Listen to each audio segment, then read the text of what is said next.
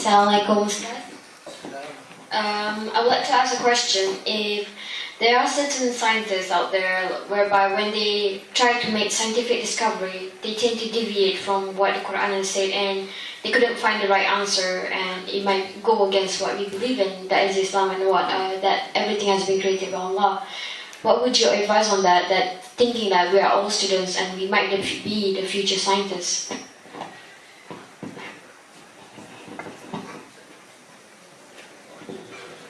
Good question. Jazakallah khair. Let me start by saying the following. Correct science cannot contradict the Quran. So don't be afraid. Go out and discover science. Discover all that you can.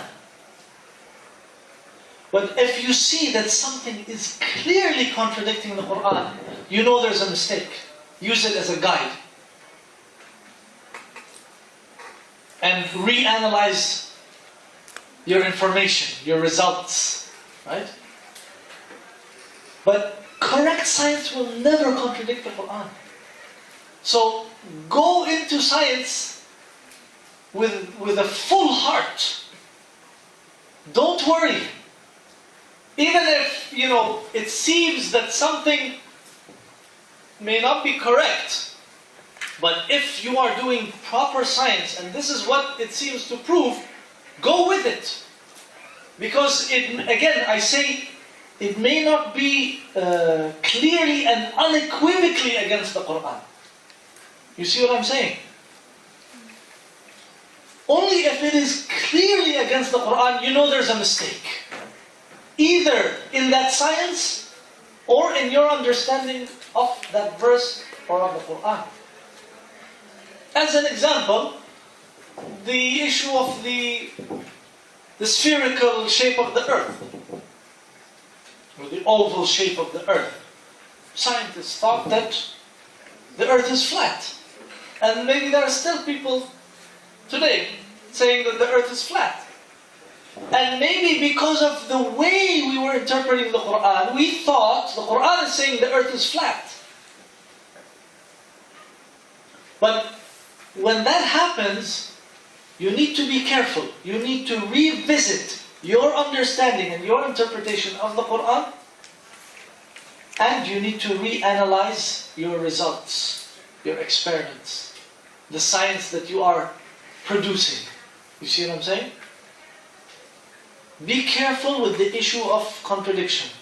Because sometimes you may realize, even in the case of the hadith we were just talking about, this is actually a perfect example. The 40 days. Where do you get the 120 days? This is a good time to mention it. The 120 days comes from the hadith of the 40. Can you go back, sister?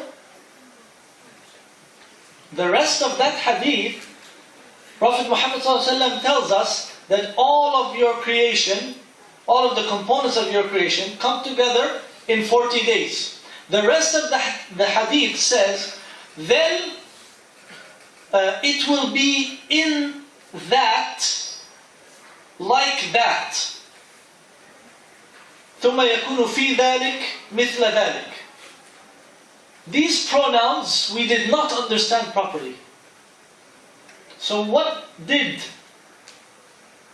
scholars of hadith say? They understood that each of those stages is 40 days. They understood the nutfa is 40 days, the alaqa is 40 days, and the mudgha is 40 days. Because as in one of the narrations of the hadith, ثُمَّ يَكُونُ مُضْغَةً ثُمَّ يَكُونُ عَلَقَةً مِثْلَ ذَلِكَ ثُمَّ يَكُونُ مُضْغَةً مِثْلَ ذَلِكَ. So they understood each of those is 40 days, so you get 120 days, which is the 4 months. You keep hearing 4 months, 4 months, 4 months. If it is before 4 months, the verdict is this. If it is after 4 months, it turns out there's no 4 months. It's only 40. The nutfa and the alaqa and the mudgha are all in the 40. It was our understanding of the hadith. And I can understand if that is a little bit hard to swallow. I actually I brought it up to one of the scholars who I know personally and I'm very friendly with. It's not a stranger, and he couldn't accept it. That's understandable, because this is what, maybe many people think or understand or have interpreted or believe. But scientifically, it's not the case. So our understanding was the problem. If it's an authentic hadith, it's going to turn out to be correct once you understand it properly. If, obviously, the Quran, once you understand it properly, it cannot be wrong. You see what I'm saying? So, when you go after that science, don't go, with small steps and be afraid. The one who gave us the Quran is the one who created this universe. The one who revealed this Quran is the one who created the scientific laws around us. So everything that you see, that's why even the universe technically is like a book that you are reading. Okay? The Quran is the written book. The universe is the visible book. It is the book of Allah, the book of wonders. Everything that Allah subhanahu wa ta'ala has put, it's coming from the same source. So there can be no contradiction, so don't worry. And this is how our scientists, in our golden age, Islamic scholars, the likes of Ibn al-Haytham and Ibn al-Nafis and al-Biruni and al-Razi, when these people went after science, they went after science like lions. They're not afraid. Anything they discover, if it's correct, if it turns out to be correct science, it cannot contradict the Quran. So don't be afraid. Sometimes we are afraid because we think, what if I discover something and it's against the Quran? You cannot! Or what you discovered is rubbish. And this is the case with a lot of facts. A lot of scientific facts. Science is something which is always being, developed. A lot of things that they called facts turned out to be false. That picture is actually called the homunculus fallacy. It's a fallacy. Homunculus means small human. The small human fallacy. This is a fallacy. When in physics they used to teach us the false model of what is called the Bohr model of the atom. How many physicists? The Bohr model of the atom. You heard of that? Bohr's model? It's a false model. But they teach it. Turned out to be a mistake. So sometimes, this happens in science. Something is declared to be correct, and it turns out to be false later on. Don't worry. Can never ever contradict. In fact, if you look at it properly, you can use the Quran to guide you to scientific discovery. As when I gave that example of the stream ecology and the mining, any person who has some knowledge of the environment or a scientist, it must have touched him. Why is Allah mentioning two completely separate processes? There must be some connection that we find it. You see what I'm saying? Wallahu a'lam. For the last hadith about 42:9. Yes? Is it referring to the seventh state that will place the ruh, the soul? Because it's referring like oh Lord, is it male or female? Right. So he's actually telling you that makes its ears, eyes, skin, flesh and bones. So yes, we have already gone into the stage of the flesh. That's why we say that practically all of the stages are done in those 40 days or within 42 days or maybe in the 7th or 8th week. Those stages are finished. And of course, the ruh we don't know. We have no idea. You see what I'm saying? Yeah, I have heard before it will be placed in 3 months. Because it can be male or female, alright? Without a ruh. The ruh is the life. Until now, the embryo doesn't have life. It's just a piece of meat. Okay? The actual life, when life is breathed into it, that's something else.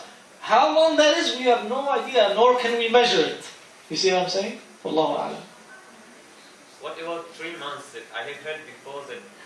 It's based on the 4 months. 4 months. It's based on the 4 months. The 4 months idea that after the 4 months, the soul is breathed into it. That's why, when scholars talked about it, they said if it is before 4 months, if let's say if there was a miscarriage, then if it is before 4 months, you don't have to bury it because there's no ruh, right? You heard this before? Again, based on the idea of the 4 months, but we just discovered it's actually all much closer than we think. So if the 120 is actually 40, the ruh might be sometime around 40. So continuing to stipulate the 4 months, even from a fiqh standpoint, needs to be revised. Wallahu a'lam. Okay? Anything else? Again, the stages in terms of flesh and bones and ossification, this is all measurable. So we can approximately say that the nutfa will take 2 weeks, the alaqa will be 1 week, but the ruh, we cannot, right? Anything else? But correct me if I'm wrong. I've heard and read somewhere that in books written by Aristotle and Hippocrates, they do wrote about the creation of man. It's something about the sperm. I'm not really sure specifically. So, and we know that this book were being produced. Were being written before the time of Prophet, and they knew this before without any revelation. So, when people say something like this to you, how should you reply or respond? Sorry. Again, that's why I focused on this when I talked about epigenesis. These ludicrous claims. Number one, let's start with number one. Number one, the Quran told us that they will say that Prophet Muhammad was taught by someone else. Okay? And the Quran refuted that. Okay? The Quran affirmed that they will say, oh, he learned from the Jews and from the Christians and from Aristotle and from God knows who else. So number one, he did not. He was illiterate. He could not read or write, sallallahu alaihi wasallam. He did not have relationships with people who translated for the Greeks or whatever it is. So he didn't learn from anyone. It's all revelation from Allah subhanahu wa ta'ala. And the Quran itself refutes that he learned from anyone. Jew or Christian or anything else. Okay. This is number one. Number two. Let's say that he did. Hypothetically. And I've even heard, one of the ludicrous claims that Prophet Muhammad ﷺ learned all of this stuff from a doctor named Al-Harith ibn Kalada, a Persian doctor who lived at the time of the Prophet, and he knew all of this. SubhanAllah, he was smarter than Einstein. So Al-Harith ibn Kalada, this Persian doctor, knew about all of this embryology. So that's where the Prophet Muhammad ﷺ learned from. Okay, that's why I was telling you, if Al-Harith ibn Kalada is so smart, and his theory was there, and before him, as you are saying, Aristotle also talked about it, then why are these stupid people, even up to the 17th century, still saying the embryo is preformed in the sperm exactly as he will come out? Well, it doesn't make any sense. You see what I'm saying? So even if we claim that epigenesis, the gradual development of the embryo, is a theory that predated Prophet Muhammad ﷺ, the fact that he affirmed it as fact in the 7th century, right, CE, the fact that he affirmed it as a fact When people even 1,000 years later, the best scientists of the time are saying otherwise, that's a miracle itself. You see what I'm trying to say? Because he affirmed it as a fact. Okay? This is just if we say that even there's no mention of the stages. Let's say the Quran didn't mention nutfa or alaqa or mudghah or anything else. Just telling us the embryo is created in stages. That's all. That's enough. The fact that Prophet Muhammad ﷺ affirmed it, even though more than 1,000 years later, they're still arguing it, and there are still scientists, supposedly, affirming pre-formation theory. Okay? And maybe even later on. Much less that the Prophet ﷺ, again through revelation, is talking about the specific stages. So you're telling me Al-Harith ibn Kalada, this Persian doctor, was talking about the stages also? Let's take that argument. Nowadays, how many have gone to the dentist? Everyone's gone to the dentist. Next time you visit your dentist, tell him, can you tell me about the stages of embryological development? What will they do if you ask them? Thank you. And say, get out. So what stage of... I'm not an embryologist. So what are you? I'm a dentist. You don't know about the stages of embryology? No. We're in the 21st century. How can you not know about the state of embryology? But Al-Harith ibn Kalada, some,